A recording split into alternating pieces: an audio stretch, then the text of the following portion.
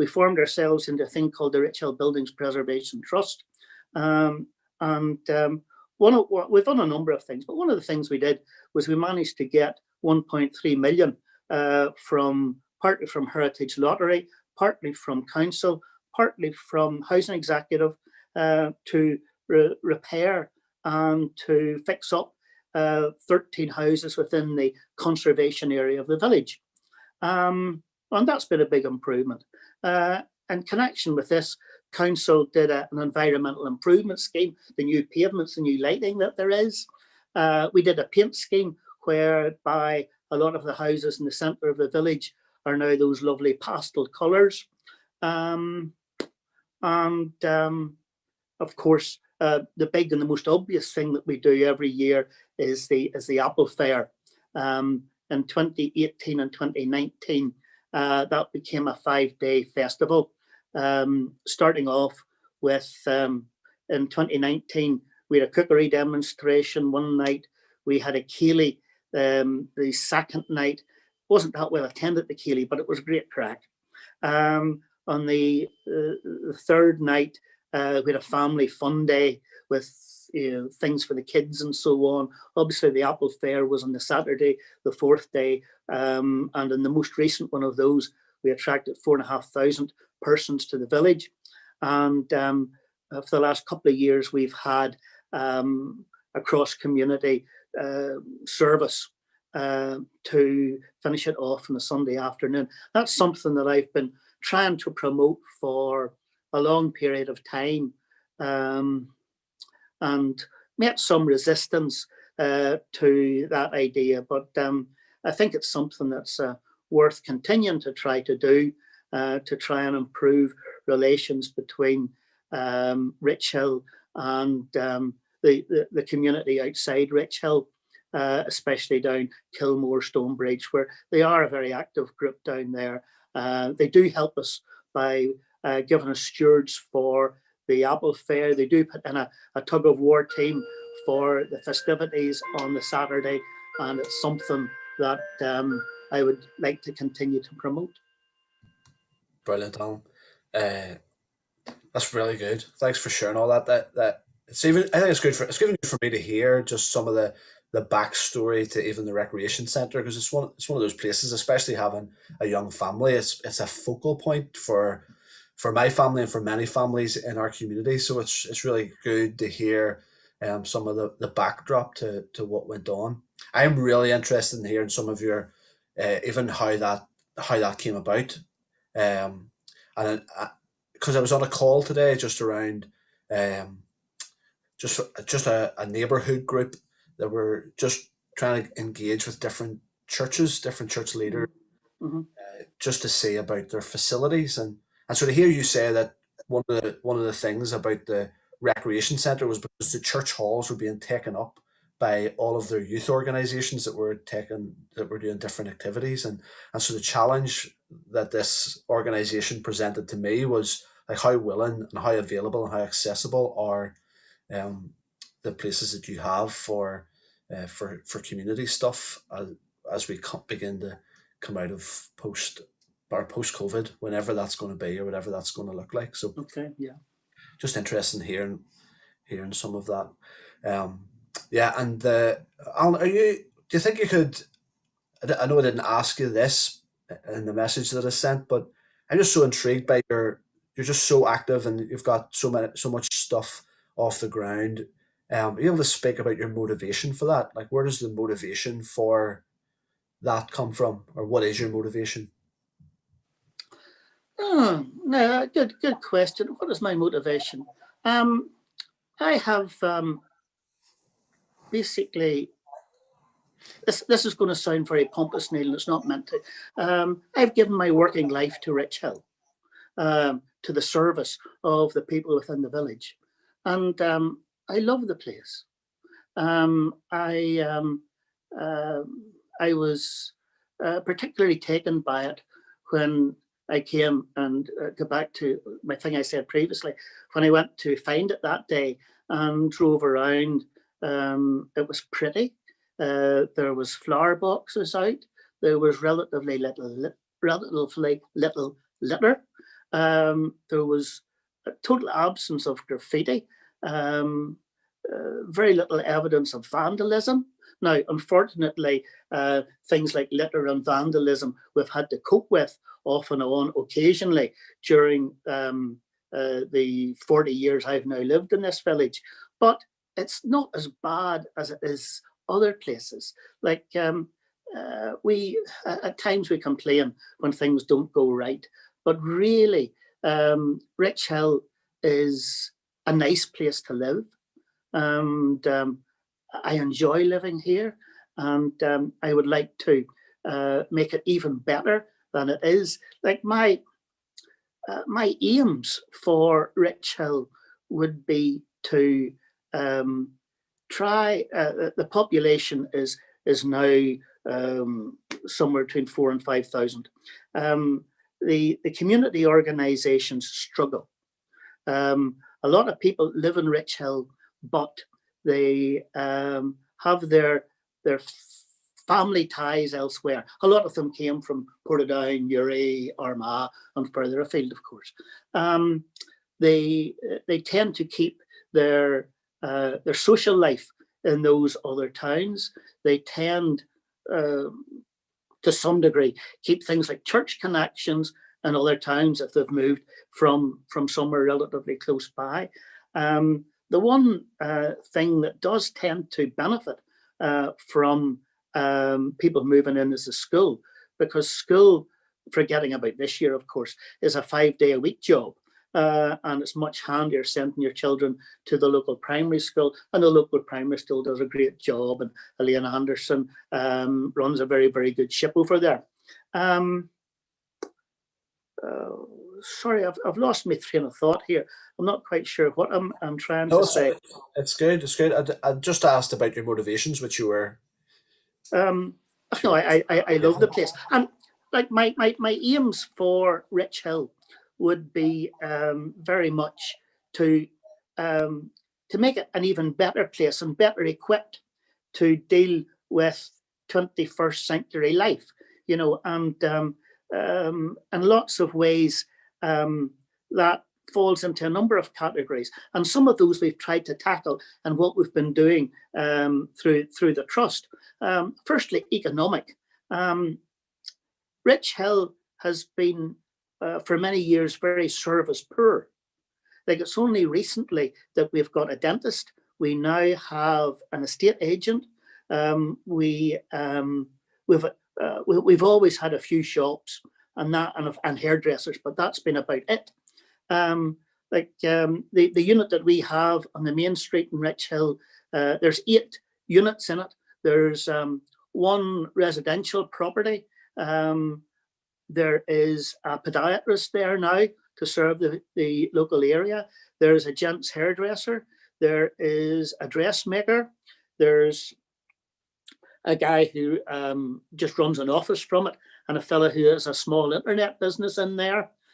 We use one of the units as an office, and there's still a vacant unit. And if anybody wants to use it, please let me know, because we could do with getting that one moved.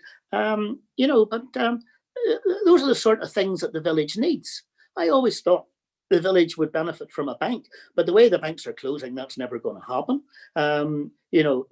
It would be nice to have, we now have the dentist, as I said a wee while ago. The health centre still works very well down there. There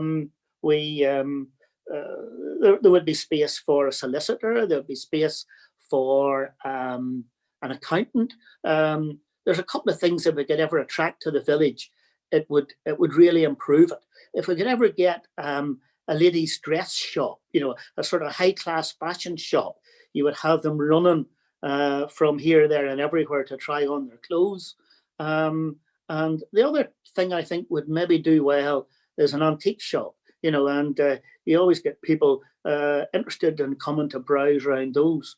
I have a vision that I would love to see Rich Hill a wee bit like Hillsborough, where it has all those sometimes slightly quirky shops. Now, we're a long bit away from it. Slightly quirky shops, more restaurants, pubs, eating places, coffee houses. And I suppose, too, if Trevor Little, and he's done a great job with Richhill Castle, if he could ever finish off what he's doing, and that ever comes to the end of that considerable task, and Trevor ever manages, either with community help or funding or whatever, manages to finally do something with Richhill Castle. You know, those would be some of the... And then maybe get our gates back from Hillsborough. Yeah, well, getting our gates back from Hillsborough, you know, the more publicity and the more that becomes a feature, the more of an issue the gates will become. Although I think the gates are a way in to attract publicity. Like, we'll never get them back, you know. I think one has to accept that, but it's still a good story. Can I interrupt? I'm a Lisburn man originally, so I want to know this story. Why did we steal your gates? Tell me. Well, the gates were put on Rich Hill in the 1770s by a guy called William Richardson. There's some doubt as to whether they're Italian or produced locally. But anyway, they were 10, 12 feet high. They're ornate. They're made from wrought iron, and the Richardson coat of arms is placed on the top of them. Now, that was the 1770s. Now, over the next 150 years, both the house and the gates fell into some degree of disrepair. That has to be admitted. The house itself passed through a number of hands, and in the 1930s, the government actually owned Richhill Castle and was using it as a training source to train young men to, before they went off to Australia, Canada, train them for going abroad. Now, what benefit that was to Britain or Northern Irish economy, I have absolutely no idea. But anyway, the government owned the building, and say it wasn't in great shape, and the gates weren't in great shape. So out of the blue, in 1936, one night, the gates were taken and put up and were taken for safekeeping. And within a short period of time, they appeared at Hillsborough Castle. The locals were totally outraged, and there was a petition started to get the gates back. Now, that was 85 years ago. So far, we haven't had any success. And with our track record, it's probably unlikely that we're going to, but it's still a great story. You've told it so well. That's brilliant. Thanks. That's great. I'd never heard of this before. Yeah. Maybe someone's listening to this that's you know, who can get your gates back. It's maybe tweaking on their hearts there. I assume we have to ask the Queen. Who knows? You might see them back to where they belong. I'm doing a wee thing on Radio Ulster on Saturday morning, and I'm going to try and twist the story in such a way that that'll come through. How successful it'll be, I don't know. Thank you. You see what you did now, Andrew? I'm sorry. So you've alluded to the Improvements Association, Alan, and so maybe you could talk a wee bit about that, but I suppose specifically what you led over the Christmas period. It'd be good to talk a wee bit. Right. Okay. Well, I described Christmas and turning on the Christmas tree lights when I came to the village in the early 80s. After a few years of that, we decided that we really needed, because Christmas is a time for children, and we really needed to involve Santa and the children. And we had Santa sitting down somewhere around the Christmas tree and giving out presents. But again, it was a few people singing carols, some children turning up, and everybody went home. After being in the village about 10 years, I was elected chairman of the Improvements Association. Now, which I still am. And at our AGM, every year I'm churned back out as chairman. And I've come to the conclusion I'm either going to have to leave the village or die if I want to get out of that role. And I've no real intention of doing either. Anyway, I became chairman of the group in 1990 or thereabouts. And so I thought I'd turn this up a wee bit. So we got a lorry, and we got a couple of local musicians to come and play and sing few Christmas carols and Christmas songs. You know, the old Slade number, Christmas Every Day and all that stuff. And it went down really well. Slowly and gradually that progressed to getting the school band and the school choir to come down and perform. And again, we had a lorry down there. And then about 3 years ago, a legislation came out that to close, obviously, to do this safely, we had to close 1/3 of the roads around the War Memorial. The wee bit that runs in front of the resource centre there. You will know what I mean by that, Neil. But that was no longer permissible just to get a few barriers and stick it up and tell the traffic to go the other way. You needed to apply for a licence to close the road, and you needed to get a specified group to do all your signs and so on. And that would have cost us about 700 quid, which made the thing just not practical or possible. So we ended up having to move to the recreation centre, and we were in the recreation centre for 2018 and 2019. Now, 2019, council asked us, would we like to promote a mini market and have a few stalls selling hot dogs and cheese and Christmas knickknacks. So they came along, and by this stage, we'd moved up market, and I got the council to put up a stage for me where the kids could sing from and so on. This year, of course, all that just could not happen. So the thing's funded. I apply every January, February to the council for money to run the show, mainly to help Santa to buy his presents and so on. So I'd done that last January, February, and I'd got my funding. Then, of course, COVID came in March. Never thought an awful lot about it. By about September, October, I was beginning to wonder, how on earth am I going to do Christmas this year? I've got the money to do it, but it doesn't look as if lockdown and things are going to change. So I mentioned it to my family around the kitchen table here, and my daughter came up with the idea, why doesn't Santa just go organise and let Santa go to around the estates and see the children? And I thought, how on earth are we going to do that? Like, that's crazy. So a week or two later, I was meeting up with Paul Andrews and Ruth Briggs. Now, Ruth's amazing. She has the most amazing ideas. And we were talking about something else. And I says, I'm trying to think out how we do Christmas. And my daughter came up with the idea that we can somehow organise Santa to go to the various estates and give out the presents. And I thought, well, how are we going to do that under social isolation, etc.? So we got thinking about it. And we come up with the idea that we could put Santa in the back of a truck, and we could press gang a number of people to become elves. And I had to dress them up.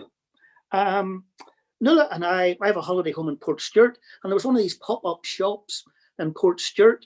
And we were down the promenade one Sunday afternoon for a walk, and this guy was selling elf hats, which gave you big ears and a big stupid pointy hat.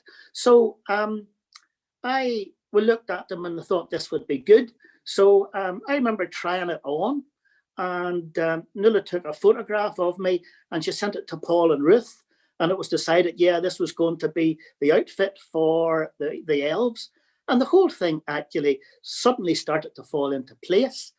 We got the drivers, we got the elves. There was 12 elves in number, and we ordered 500 presents, and we went around the various estates, which we publicised it, or those that are of the age that know how to do these things on Facebook and so on.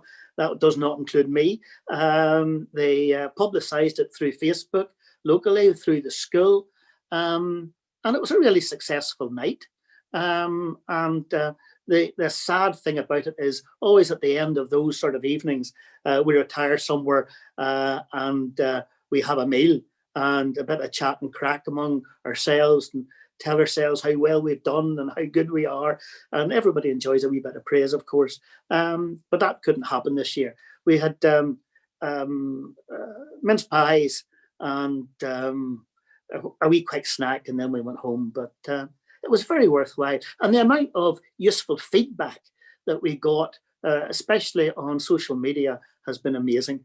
Now, I know Belfast and a lot of other places copied our idea. Now, that's probably not true. They worked the same idea and was a success with them too. But no, it worked really well, and I'm glad it did. I would like to get back to the more formal thing next year, but that depends on life here returning to normal, which is still a long way to go. Yeah. Being part of that was wonderful. I think I remember hearing you using language around just getting a few people in a room and kicking an idea about. And I just I've just kept holding on to that because I think it just reminds me of the power of collaboration. And I just remember the end of that night, gathering back as we finished off in the car park and just realizing that there was different age groups, people from different organizations, different churches, different groups, and all just pulling together for the sake of the community. And the feedback was wonderful. Like you said, Alan, everybody loves a bit of praise, but just reading over some of those comments and people just really appreciating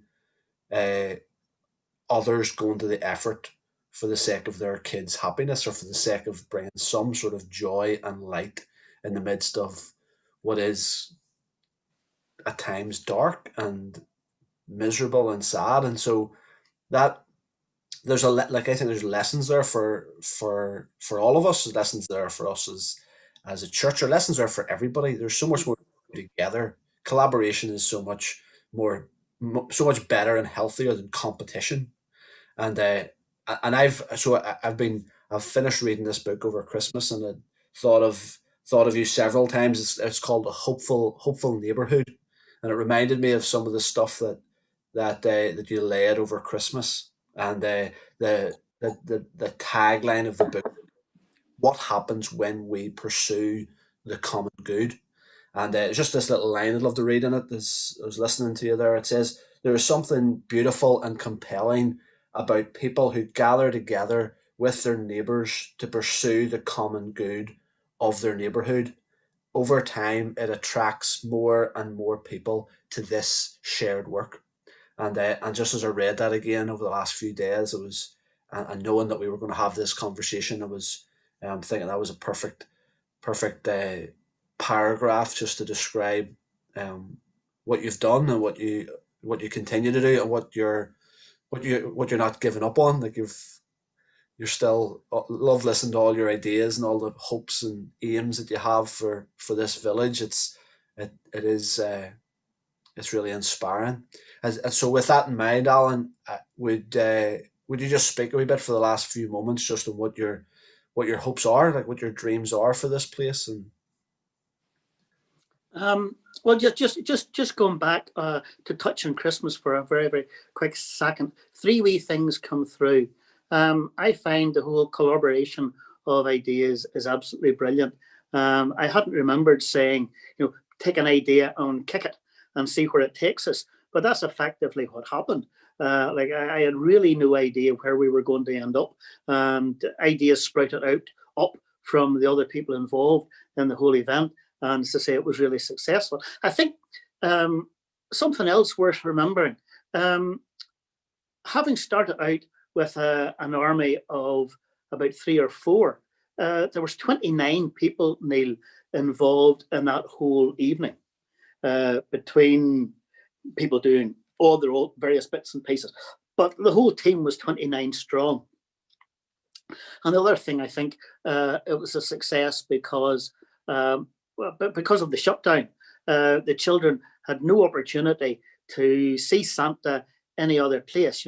Normally there's Santas in shops and supermarkets and in various sports clubs and so on. that really didn't happen this year, and it gave the children an opportunity to believe that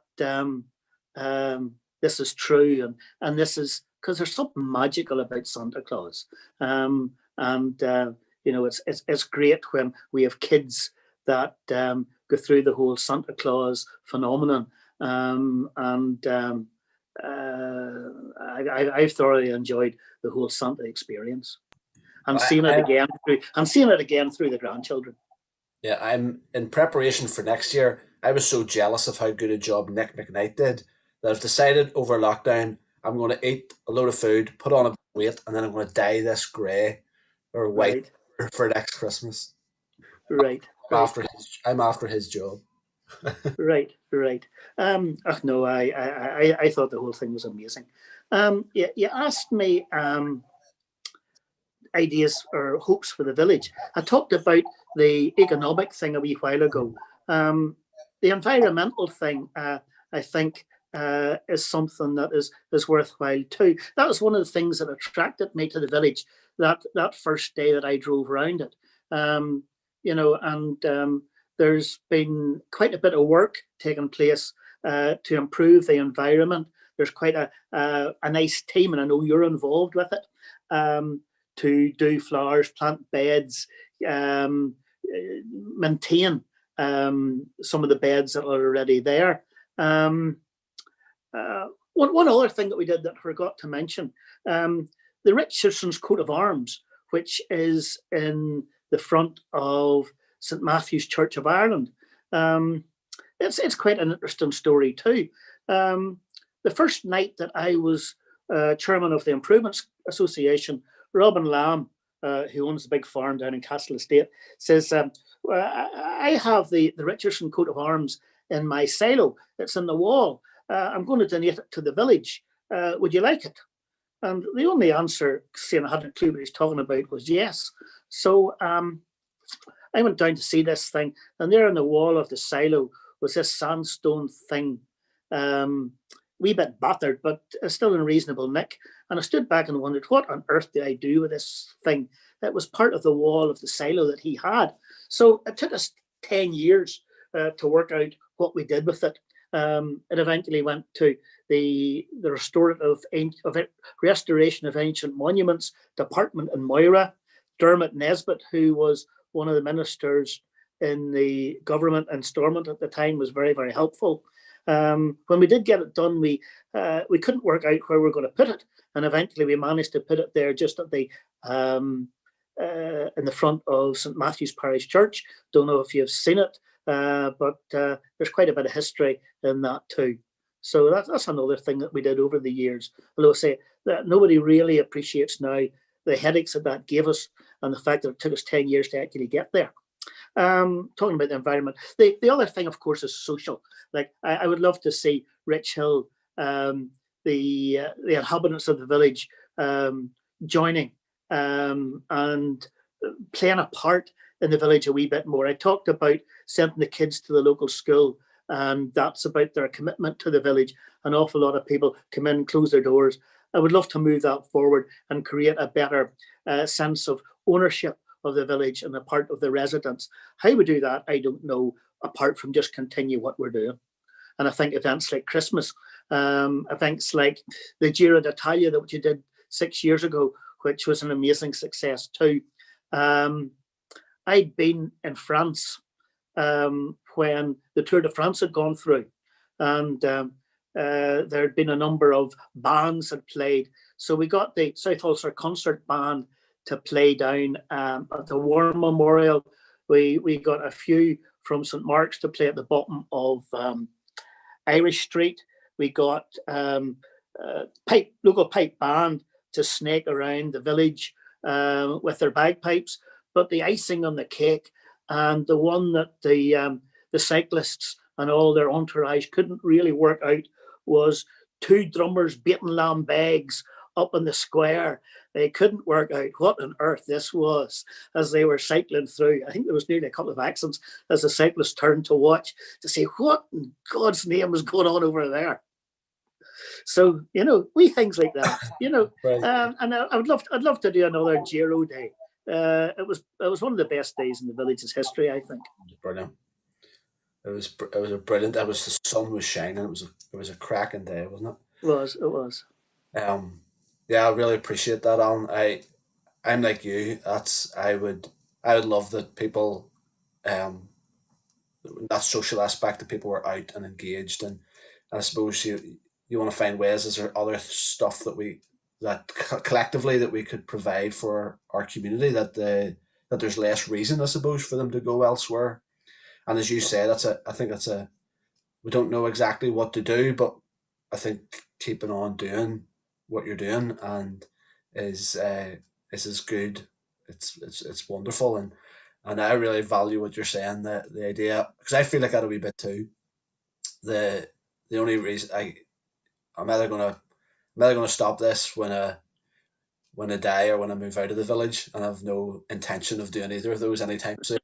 And I really value that, and one of those things that as I continue to think about our community, like you've mentioned all of those things that we all share, no matter what, we all share in the economy, in the environment, in the social, and in the education. They're things that we just share, no matter what your background or your point of view or your worldview. Those that we share, and you've pointed at all of those things, and I think it's good just to be reminded again that those are the things that we all share in common. And so, what can we do together to pursue the common good for the sake of Rich Hill, for the sake of this?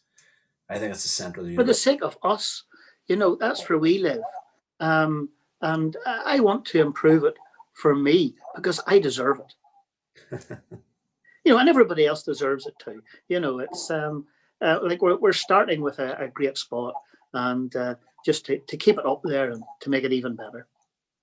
Yeah, I really just in finishing, Alan, just thank you for your time and honor your service. Like you've said, like you've give your career, you've give most of your life to serving this village, and whether it's even in your retirement, you continue to serve it as much as you did, I'm sure, when you were uh, working in the GP. So thank you for that, and just honor your commitment to this place, and really appreciate you giving your time tonight. And I hope that Saturday morning goes really well. Thank you. The radio. Hopefully, this is a preparation for all that you're going to share then too. So, Alan, thank you so much. It's been great. Okay. Look, I thoroughly enjoyed the last hour, and it must be near an hour, and recounting some of the stories and the histories, and even getting your mate from Lisburn there up to date with where his stolen products come from. Cheers. Again, we're really sorry about that. Very good.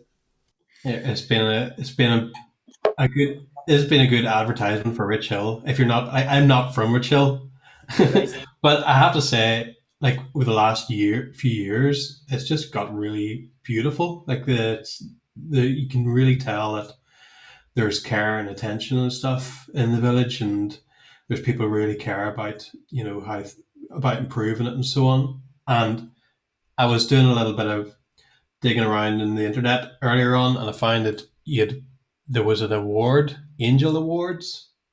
Correct. Do you know about that? Best major regeneration of a historic building or place that's over £2 million, and that went to the Rich Hill Building Preservation Trust. You guys, that's correct. And you're there, and Jim Spears, is that right? Jim's our chairman, and I'm the secretary. Wow. So, congratulations. I know that was about a year ago, wasn't it? But yeah, congratulations. Anyway, many thanks. It's always nice to be acknowledged, but the more important thing is to achieve what we've achieved, because there's a lot more we could do. Especially more community involvement is the one thing I would really love to see. New faces, new blood, especially in the Improvements Association, where unfortunately, a lot of the members are getting a bit long in the tooth and no longer really capable of going out to do the more practical things that is necessary out there, which is why I've ended up benefiting from contact with Neil and the folks within his church and the folks within the Methodist Church who have managed to volunteer or press gang or bully or whatever the right word is into helping to join and be part and parcel of the various events that we've done. Cool. So if anybody's listening and they've got a bit more energy or whatever, and we welcome them open arms. What am I going to do after this lockdown thing's over? Then let me know. Send them your direction. That would be lovely. Thank you very much. Okay. Cool. Thank you for your time. Okay. All the best. Good night.